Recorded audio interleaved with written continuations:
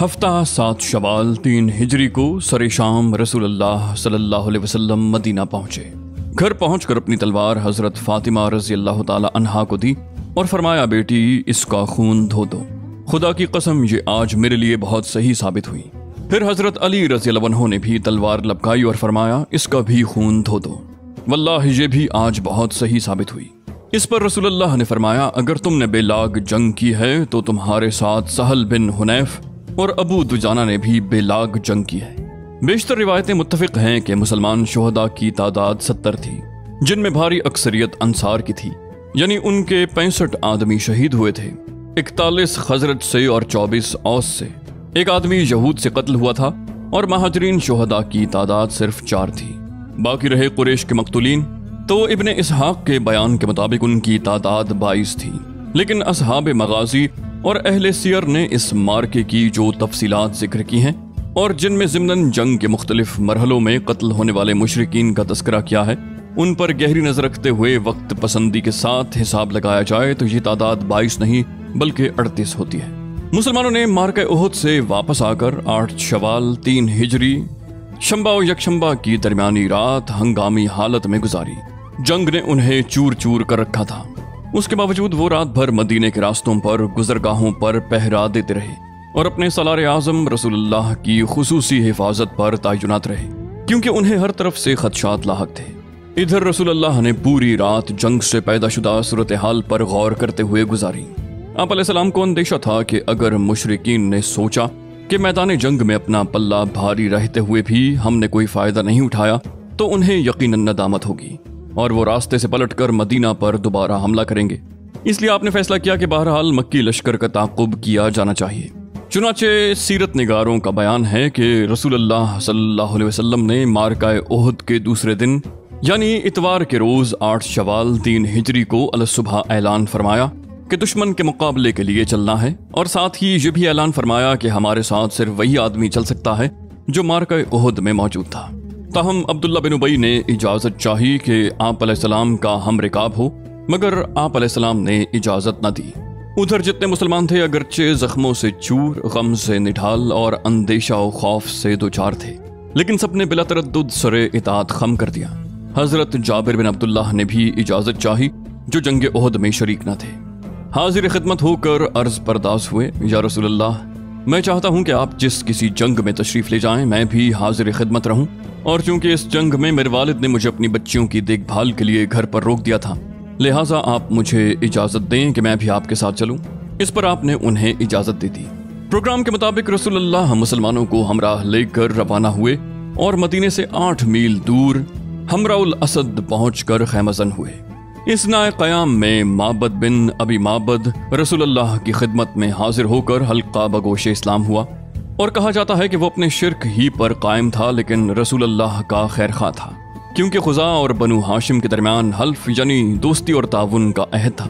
بہر کیف اس نے کہا، اے محمد، آپ کو اور آپ کے رفقا کو جو ذکر پہنچی ہے وہ واللہ ہم پر سخت گراں گزری ہے۔ ہماری آرزو تھی کہ اللہ آپ کو بعافیت رکھتا۔ اس اظہار ہمدردی پر رسول اللہ نے اس سے فرمایا کہ ابو سفیان کے پاس جائے اور اس کی حوصلہ شکنی کرے۔ ادھر رسول اللہ نے جو اندیشہ محسوس کیا تھا کہ مشرکین مدینے کی طرف پلٹنے کی بات سوچیں گے وہ بالکل برحق تھا۔ چنانچہ مشرکین نے مدینے سے 36 میل دور مقام روحا پر پہنچ کر جب پڑاؤ ڈالا تو آپس میں ایک دوسرے کو ملامت کی، کہنے لگے تم لوگوں نے کچھ نہیں کیا۔ ان کی شوکت اور قوت توڑ کر انہیں یوں ہی چھوڑ دیا، حالانکہ ابھی ان کے اتنے سر باقی ہیں کہ وہ تمہارے لیے پھر درد سر بن سکتے ہیں، لہٰذا واپس چلو اور انہیں جڑ سے صاف کر دو۔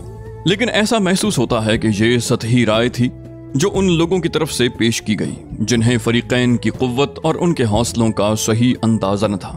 اس لیے ایک ذمہ دار افسر صفوان بن امیہ نے اس رائے کی مخالفت کی اور کہا، لوگو ایسا نہ کرو، مجھے خطرہ ہے کہ جو مسلمان غزوہ احد میں نہیں آئے تھے وہ بھی اب تمہارے خلاف جمع ہو جائیں گے، لہٰذا اس حالت میں واپس چلے چلو کہ فتح تمہاری ہے، ورنہ مجھے خطرہ ہے کہ مدینے پر پھر چڑھائی کرو گے تو گردش میں پڑ جاؤ گے۔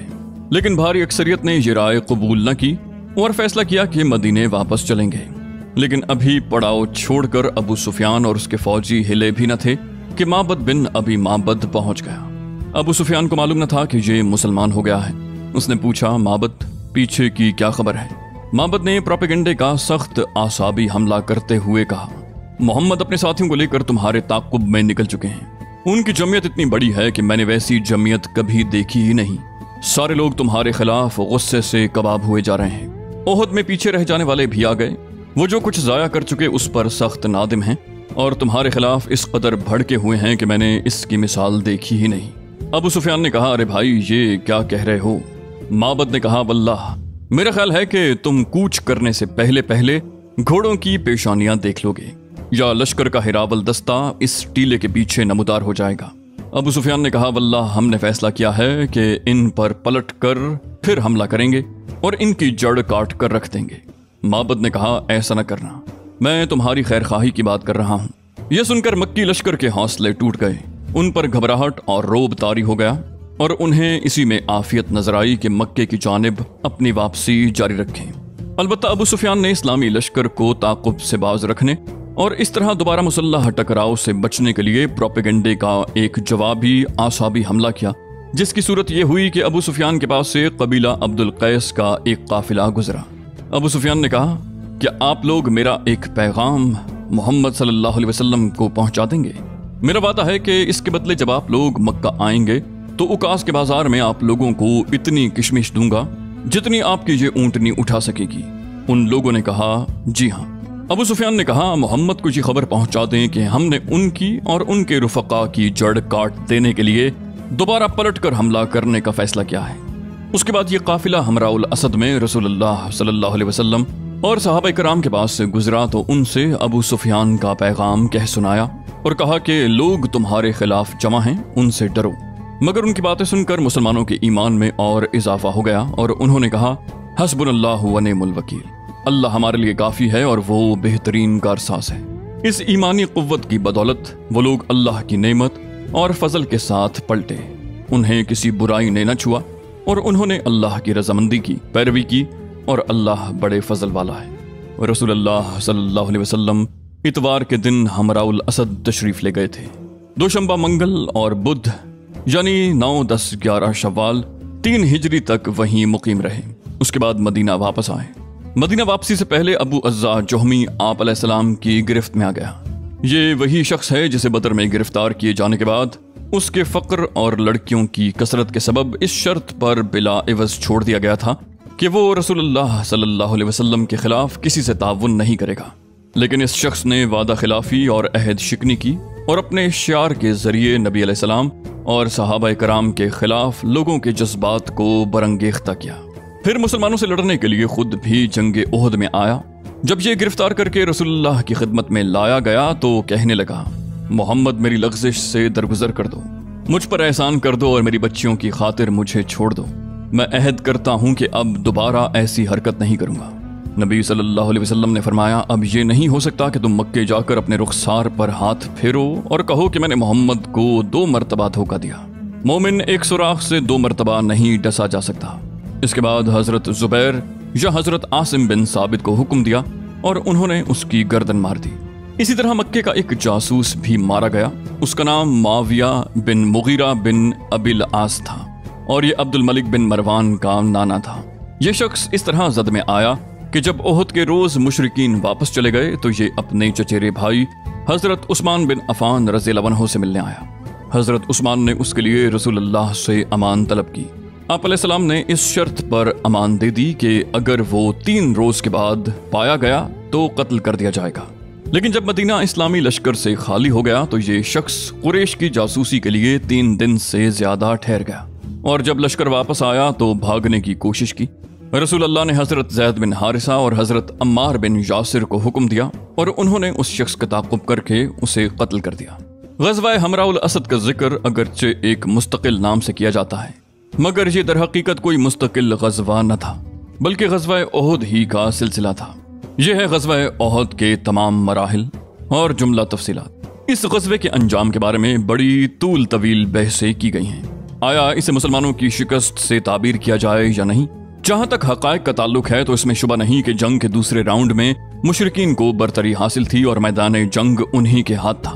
जानी नुकसान भी मुसलमानों ही का ज्यादा हुआ और ज्यादा खौफनाक शक्ल में हुआ और मुसलमानों का कम से कम एक गिरोह यकीनन शिकस्त खाकर भागा اور جنگ کی رفتار مکی لشکر کے حق میں رہی۔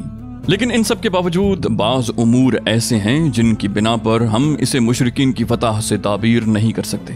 ایک تو یہی بات قطعی طور پر معلوم ہے کہ مکی لشکر مسلمانوں کے کیمپ پر قابض نہیں ہو سکا تھا، اور مدنی لشکر کے بڑے حصے نے سخت اتھل پتھل اور بدنظمی کے باوجود فرار نہیں اختیار کیا تھا، بلکہ انتہائی دلیری سے لڑتے ہوئے اپنے سپاہ سالار کے پاس جمع ہو گیا تھا۔ نیز مسلمانوں کا پلہ اس حد تک ہلکا نہیں ہوا تھا کہ مکی لشکر ان کا تعاقب کرتا۔ علاوہ ازیں کوئی ایک بھی مسلمان کافروں کی قید میں نہیں گیا، نہ کفار نے کوئی مال غنیمت حاصل کیا۔ پھر کفار جنگ کے تیسرے راؤنڈ کے لیے تیار نہیں ہوئے، حالانکہ اسلامی لشکر ابھی اپنے کیمپ میں ہی تھا۔ علاوہ ازیں کفار نے میدان جنگ میں 1 یا 2 دن یا 3 دن قیام نہیں کیا، بلکہ اس زمانے میں فاتحین کا یہی دستور تھا اور فتح کی یہ ایک نہایت ضروری علامت تھی۔ مگر کفار نے فوراً واپسی کی راہ اختیار کی اور مسلمانوں سے پہلے ہی میدان جنگ خالی کر دیا۔ نیز انہیں بچے قید کرنے اور مال لوٹنے کے لیے مدینے میں داخل ہونے کی جرت نہ ہوئی، حالانکہ یہ شہر چند ہی قدم کے فاصلے پر تھا اور فوج سے مکمل طور پر خالی اور ایک دم کھلا پڑا تھا۔ راستے میں کوئی رکاوٹ نہ تھی۔ ان ساری باتوں کا ماحصل یہ ہے کہ قریش کو زیادہ سے زیادہ صرف یہ حاصل ہوا کہ انہوں نے ایک وقتی موقع سے فائدہ اٹھا کر مسلمانوں کو ذرا سخت قسم کی ذک پہنچا دی، ورنہ اسلامی لشکر کو نرغے میں لینے کے بعد اسے کلی طور پر قتل یا قید کرنے کا جو فائدہ انہیں جنگی نقطہ نظر سے لازماً حاصل ہونا چاہیے تھا، اس میں وہ ناکام رہے، اور اسلامی لشکر قدرے بڑے خسارے کے باوجود نرغہ توڑ کر نکل گیا۔ اور اس طرح کا خسارہ تو بہت ہی دفعہ خود فاتحین کو برداشت کرنا پڑتا ہے، اس لیے اس معاملے کو مشرکین کی فتح سے تعبیر نہیں کیا جا سکتا، بلکہ واپسی کے لیے ابو سفیان کی عجلت اس بات کی غماز ہے کہ اسے خطرہ تھا کہ اگر جنگ کا تیسرا دور شروع ہو گیا تو اس کا لشکر سخت تباہی اور شکست سے دوچار ہو جائے گا۔ اس بات کی مزید تائید ابو سفیان کے اس موقف سے ہوتی ہے جو اس نے غزوہ حمراء الاسد کے تئیں اختیار کیا تھا۔ ایسی صورت میں ہم اس غزوے کو کسی ایک فریق کی فتح اور دوسرے کی شکست سے تعبیر کرنے کی بجائے غیر فیصلہ کن جنگ کہہ سکتے ہیں، جس میں ہر فریق نے کامیابی اور خسارے سے اپنا اپنا حصہ حاصل کیا، پھر میدان جنگ سے بھاگے بغیر اور اپنے کیمپ کو دشمن کے قبضے کے لیے چھوڑے بغیر لڑائی سے دامن کشی اختیار کر لی، اور غیر فیصلہ کن جنگ کہتے ہی اسی کو ہیں۔ اسی جانب اللہ تعالیٰ کے اس ارشاد سے بھی اشارہ ملتا ہے، قوم کے تعاقب میں ڈھیلے نہ پڑو، اگر تم الم محسوس کر رہے ہو تو تمہاری ہی طرح وہ بھی الم محسوس کر رہے ہیں، اور تم لوگ اللہ سے اس چیز کی امید رکھتے ہو جس کی وہ امید نہیں رکھتے۔ اس آیت میں اللہ تعالیٰ نے ضرر پہنچانے اور ضرر محسوس کرنے میں ایک لشکر کو دوسرے لشکر سے تشبیہ دی ہے، جس کا مفاد یہ ہے کہ دونوں فریق کے موقف مماثل تھے اور دونوں فریق اس حالت میں واپس ہوئے کہ کوئی بھی غالب نہ تھا۔ بعد میں قرآن مجید نازل ہوا تو اس میں اس مارکے کے ایک ایک مرحلے پر روشنی ڈالی گئی اور تبصرہ کرتے ہوئے ان اسباب کی نشاندہی کی گئی جن کے نتیجے میں مسلمانوں کو اس عظیم خسارے سے دوچار ہونا پڑا تھا، اور بتلایا گیا کہ اس طرح کے فیصلہ کن مواقع پر اہل ایمان اور یہ امت جسے دوسروں کے مقابل خیر امت ہونے کا امتیاز حاصل ہے، جن اونچے اور اہم مقاصد کے حصول کے لیے وجود میں لائی گئی ہے، ان کے لحاظ سے ابھی اہل ایمان کے مختلف گروہوں میں کیا کیا کمزوریاں رہ گئی ہیں۔ اسی طرح قرآن مجید نے منافقین کے موقف کا ذکر کرتے ہوئے ان کی حقیقت بے نقاب کی، ان کے سینوں میں خدا اور رسول صلی اللہ علیہ وسلم کے خلاف چھپی ہوئی عداوت کا پردہ فاش کیا، اور سادہ لوح مسلمانوں میں ان منافقین اور ان کے بھائی یہود نے جو وسوسے پھیلا رکھے تھے ان کا ازالہ فرمایا، اور ان قابل ستائش حکمتوں اور مقاصد کی طرف اشارہ فرمایا جو اس مارکے کا حاصل تھیں۔ اس مارکے کے متعلق سورہ آل عمران کی 60 آیتیں نازل ہوئیں۔ سب سے پہلے مارکے کے ابتدائی مراحل کا ذکر کیا گیا۔ ارشاد باری تعالیٰ ہے، یاد کرو جب تم اپنے گھر سے نکل کر میدان احد میں گئے اور وہاں مومنین کو قتال کے لیے جا بجا مقرر کر رہے تھے۔ پھر اخیر میں اس مارکے کے نتائج اور حکمت پر ایک جامع روشنی ڈالی گئی۔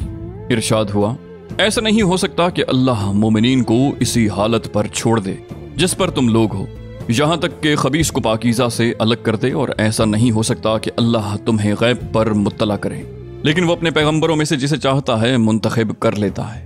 بس اللہ اور اس کے رسولوں پر ایمان لاؤ، اور اگر تم ایمان لائے اور تقوی اختیار کیا تو تمہارے لیے بڑا اجر ہے۔ علامہ ابن قیم نے اس عنوان پر بہت تفصیل سے لکھا ہے۔ حافظ ابن حجر فرماتے ہیں، علماء نے کہا ہے کہ غزوہ احد اور اس کے اندر مسلمانوں کو پیش آنے والی ذکر میں بڑی عظیم ربانی حکمتیں اور فوائد تھے۔ مثلا مسلمانوں کو معصیت کے برے انجام اور ارتکاب نہیں کی نحوست سے آگاہ کرنا، کیونکہ تیر اندازوں کو اپنے مرکز پر ڈٹے رہنے کا جو حکم آپ علیہ السلام نے دیا تھا، انہوں نے اس کی خلاف ورزی کرتے ہوئے مرکز چھوڑ دیا تھا اور اسی وجہ سے ذکر اٹھانی پڑی تھی۔ ایک حکمت پیغمبروں کی اس سنت کا اظہار تھا کہ پہلے وہ ابتلا میں ڈالے جاتے ہیں، پھر انجام کار ان کو کامیابی ملتی ہے، اور اس میں یہ حکمت پوشیدہ ہے کہ اگر انہیں ہمیشہ کامیابی حاصل ہو تو اہل ایمان کی صفوں میں وہ لوگ بھی گھس آئیں گے جو صاحب ایمان نہیں ہیں، پھر صادق و قابض میں تمیز نہ ہو سکے گی، اور اگر ہمیشہ شکست سے دوچار ہوں تو ان کی بیست کا مقصد ہی پورا نہ ہو سکے گا۔ اس لیے حکمت کا تقاضا یہی ہے کہ دونوں صورتیں پیش آئیں تاکہ صادق و کاذب میں تمیز ہو جائے، کیونکہ منافقین کا نفاق مسلمانوں سے پوشیدہ تھا۔ جب یہ واقعہ پیش آیا اور اہل نفاق نے اپنے قول و فعل کا اظہار کیا تو اشارہ صراحت میں بدل گیا اور مسلمانوں کو معلوم ہو گیا کہ خود ان کے اپنے گھروں کے اندر بھی ان کے دشمن موجود ہیں، اس لیے مسلمان ان سے نمٹنے کے لیے مستعد اور ان کی طرف سے محتاط ہو گئے۔ ایک حکمت یہ بھی تھی کہ بعض مقامات پر مدد کی آمد میں تاخیر سے خاکساری پیدا ہوتی ہے اور نفس کا غرور ٹوٹتا ہے۔ چنانچہ جب اہل ایمان ابتلا سے دوچار ہوئے تو انہوں نے صبر سے کام لیا، البتہ منافقین میں آہوزاری مچ گئی۔ ایک حکمت یہ بھی تھی کہ اللہ نے اہل ایمان کے لیے اپنے اعزاز کے گھر یعنی جنت میں کچھ ایسے درجات تیار کر رکھے ہیں جہاں تک ان کے اعمال کی رسائی نہیں ہوتی، لہٰذا ابتلا و محن کے بھی کچھ اسباب مقرر فرما رکھے ہیں تاکہ ان کی وجہ سے ان درجات تک اہل ایمان کی رسائی ہو جائے۔ اور ایک حکمت یہ بھی تھی کہ شہادت اولیاء کرام کا اعلیٰ ترین مرتبہ ہے، لہٰذا یہ مرتبہ ان کے لیے مہیا فرما دیا گیا۔ اور ایک حکمت یہ بھی تھی کہ اللہ اپنے دشمنوں کو ہلاک کرنا چاہتا تھا، لہٰذا ان کے لیے اس کے اسباب بھی فراہم کر دیے، یعنی کفر و ظلم اور اولیاء اللہ کی ایذا رسانی میں حد سے بڑی ہوئی سرکشی۔ پھر ان کے اسی عمل کے نتیجے میں اہل ایمان کو گناہوں سے پاک و صاف کر دیا اور کافرین کو ہلاک اور برباد کر دیا۔ مسلمانوں کی شہرت اور ساکھ پر احد کی ناکامی کا بہت برا اثر پڑا، ان کی ہوا اکھڑ گئی اور مخالفین کے دلوں سے ان کی ہیبت جاتی رہی۔ اس کے نتیجے میں اہل ایمان کی داخلی اور خارجی مشکلات میں اضافہ ہو گیا۔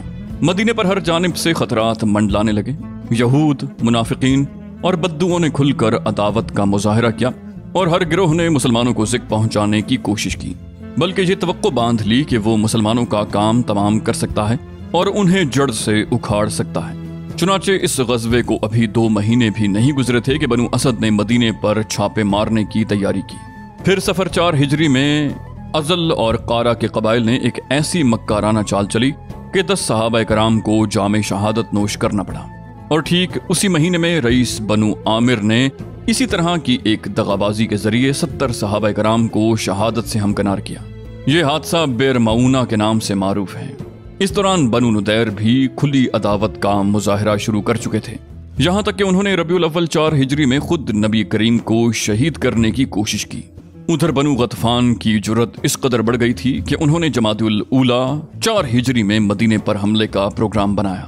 غرض مسلمانوں کی جو ساکھ غزوہ احد میں اکھڑ گئی تھی، اس کے نتیجے میں مسلمان ایک مدت تک بہم خطرات سے دوچار رہے، لیکن وہ تو نبی کریم صلی اللہ علیہ وسلم کی حکمت بالغہ تھی جس نے سارے خطرات کا رخ پھیر کر مسلمانوں کی ہیبت رفتہ واپس دلا دی اور انہیں دوبارہ عزت کے مقام بلند تک پہنچا دیا۔